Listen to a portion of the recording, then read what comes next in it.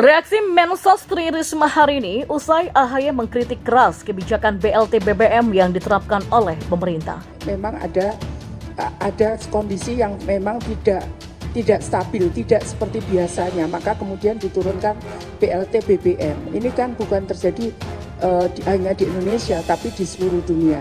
Jadi makanya kemudian diturunkan BBM. Kemudian kemarin diturunkan saat terjadi COVID. Jadi seperti itu. Memang sebagaimana di Undang-Undang Dasar 45 pasal 34 bahwa fakir miskin dan anak-anak terlantar itu dipelihara oleh negara. Jadi itulah konsepnya. Walaupun memang sebenarnya ketika dibandingkan misalnya, zaman SBY naik 6 kali, zaman Jokowi naik 8 kali, betul. Tapi secara jumlah total zaman SBY itu naiknya Rp4.700. Sementara total 8 kali dalam pemerintahan Jokowi naiknya cuma 3.500 gitu. Yang mau kita lihat apa jumlah kenaikan yang banyak atau jumlah angkanya itu. Karena ternyata lebih besar kenaikan di zaman SBY sebelumnya. Keberhasilan pemerintahan Presiden Jokowi bukan hanya karena kehebatan beliau, namun juga dukungan dan kontribusi dari rakyat. Kepemimpinan di Indonesia harus memiliki keberlanjutan. Ada yang dulu baru jalan, lalu diteruskan. Ada yang dulu tidak jalan, dibuat berjalan. Memang bernegara begitu, bukan? Tentunya kita semakin matang dalam berdemokrasi dan bernegara. Semua yang dikerjakan untuk kesejahteraan rakyat, bukan untuk tunjukkan siapa yang paling hebat. Kecuali memang yang dicari memang hanya tepuk tangan, ya silakan saja. Ya, pemerintah kini memang tengah menyalurkan sejumlah bantuan sosial kepada masyarakat. Ada sejumlah bantuan yang diberikan, diantaranya BSU dan BLT BBM. Namun sayang, apa yang dilakukan pemerintah ini malah mendapatkan kritikan dari sejumlah pihak. Seperti yang terbaru, pemerintah lewat Menteri Sosial Tri Risma hari ini, alias Risma, merespon sindiran Ketua Umum Demokrat AHY mengenai pemberian bantuan langsung tunai atau BLT bagi masyarakat. Menurut AHY, program BLT yang digulirkan ayahnya SBY sewaktu menjabat dihina, namun sekarang malah ikut diterapkan. Terkait hal tersebut, Risma mengatakan pemerintah menggulirkan BLT bagi masyarakat karena kondisi sekarang tidak stabil. Jadi sebetulnya yang disampaikan karena saat kita tahu memang ada kondisi yang tidak stabil, tidak seperti biasanya, maka diturunkan BLT BBM, kata Risma. Ketidakstabilan tersebut menurut Risma bukan hanya terjadi di Indonesia, melainkan juga negara lain di dunia. Ketidakstabilan terjadi karena pandemi COVID-19 dan juga krisis energi. Ini nggak cuma hanya Indonesia ya kejadian ini, tapi di seluruh dunia, jadi makanya diturunkan BBM. Kemudian kemarin diturunkan pada saat kemarin terjadi COVID juga ya seperti itu.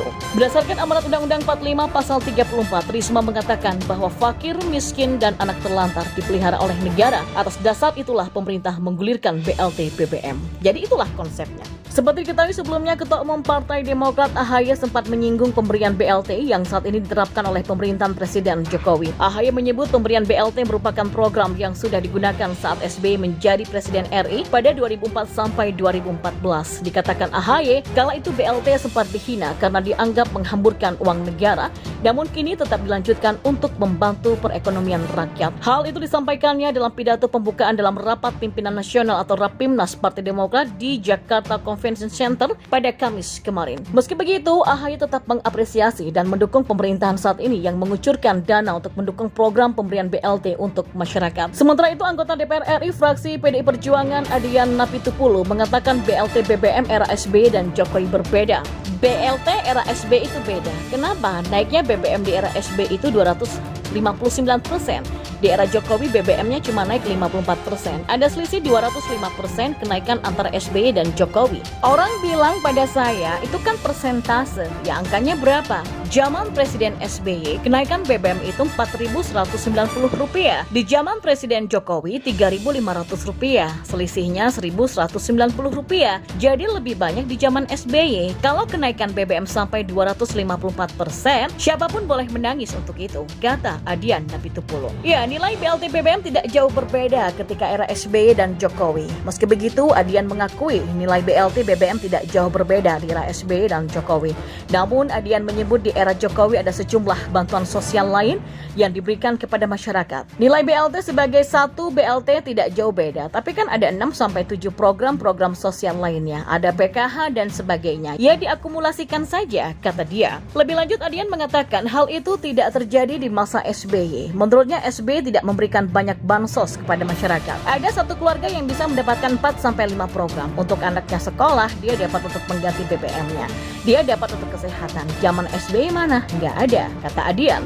Dia pun kemudian meminta kepada AHY untuk lebih belajar terkait data, sehingga dia menyebut AHY tak salah lagi. Ya, sebelumnya AHY menyinggung salah satu program pemerintah Susilo Bambang Yudhoyono, yakni BLT. Dia kemudian menyindir pemerintahan hari ini yang melanjutkan program BLT sebagai bantalan sosial bagi rakyat miskin. Putra sulung SBY itu mengaku tak masalah jika program di era kekuasaan Partai Demokrat saat itu dilanjutkan oleh pemerintahan hari ini. Di sisi lain, Ketua DPP P3 Ahmad Baidowi merespon soal sindiran Ketua Umum Partai Demokrat Agus Harimurti Yudhoyono yang mengatakan pemerintah sekarang tinggal gunting pita untuk proyek infrastruktur setelah Presiden ke-6 RI Susilo Bambang Yudhoyono tak lagi menjabat. Oh, jangan merasa seolah-olah yang paling hebat. Setiap masa itu kan kondisi sosial politiknya berbeda-beda satu sama lain. Menurut legislator yang akrab disapa dengan Awi itu, AHY harus melihat kembali proyek Hambalang yang dibangun di masa pemerintahan ayahnya. Sesekali Mas AHY bisa datang ke proyek Hambalang, kan masih ada itu proyek program peninggalan Pak SBY. Itu kan bisa dilihat monumen Hambalang itu, kata Awi. Legislator Komisi 6 DPR RI itu menyebut proyek Hambalang sampai sekarang masih terbengkalai. Kalau tinggal gunting pita, ya coba Mas AHY datang ke monumen Hambalang itu, barangkali pitanya sudah digunting apa belum. Itu pembangunan Wisma Atlet itu di Hambalang apakah sudah selesai? Tinggal gunting pita apa bagaimana ya? Masih terbengkalai kok, kata Awi. Ya, dengan sangat jumawa dan berapi-api, Agus Harimurti Yudhoyono atau AHY menyindir pemerintahan Presiden Joko Widodo di periode pertama yang hanya tinggal gunting pita atas pembangunan Susilo Bambang Yudhoyono atau SBY. Menurutnya tidak masuk akal jika Jokowi baru 1 tahun menjabat langsung gunting pita. Kenapa sih kita tidak kemudian mengatakan terima kasih deh, telah diletakkan landasan, telah dibangun 70%, 80%, sehingga kami tinggal 10%, tinggal gunting pita. Terima kasih Demokrat, terima kasih SBY. Begitu katanya dalam Rapimnas Demokrat di JCC. Di sisi lain, dia juga menyayangkan pembangunan gagasan ayahnya tersebut seolah diklaim sebagai keberhasilan. Kita nggak perlu juga diapresiasi, tapi jangan mengatakan ini kehebatan kita. 1 tahun gunting pita, jelasnya. Nah, menanggapi hal ini, mantan politisi Partai Demokrat Ferdinand Hutahian mengomentari pernyataan AHY. Menurutnya, Gubernur DKI Jakarta Anies Baswedan tak punya kerja yang bagus, diklaim berprestasi. Sebaliknya, Jokowi yang punya kerja bagus diklaim hanya bisa gunting pita saja.